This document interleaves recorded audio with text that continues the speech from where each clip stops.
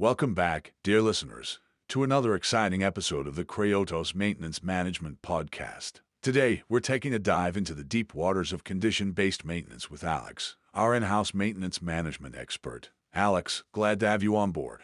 Thanks, Bruce. Always thrilled to be here, especially to discuss something as pivotal as condition-based maintenance. All right, let's get started. For our listeners who might be new to the term, what exactly is condition-based maintenance?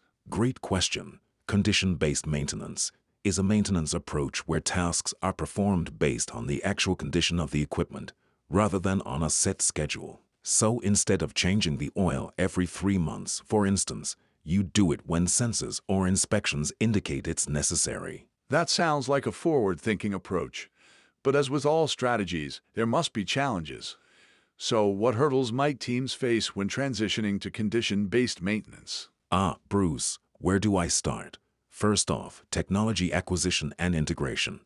Getting the right sensors, setting them up, and integrating them into your existing system can be a logistical and financial challenge. Right, especially given the sheer number of assets in some organizations. Absolutely.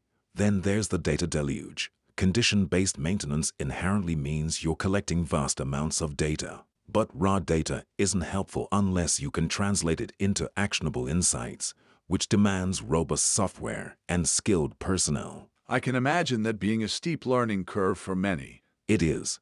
Another challenge is the cultural shift. Moving from traditional maintenance practices to condition-based maintenance requires a mindset change. Teams might be resistant initially, especially if they've been following a certain routine for years. Makes sense. But for our eager listeners ready to face these challenges, what advice or tips do you have? Firstly, start small. Don't rush into full-scale condition-based maintenance for all equipment.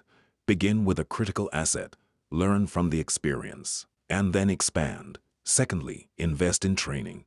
Ensure your team understands not just how to use the new tools, but also the why behind the shift. And lastly, remember to celebrate small wins. Every time condition-based maintenance prevents a failure or saves costs, make it known. It's a great morale boost and reinforces the strategy's worth. Alex, as always, your insights are invaluable.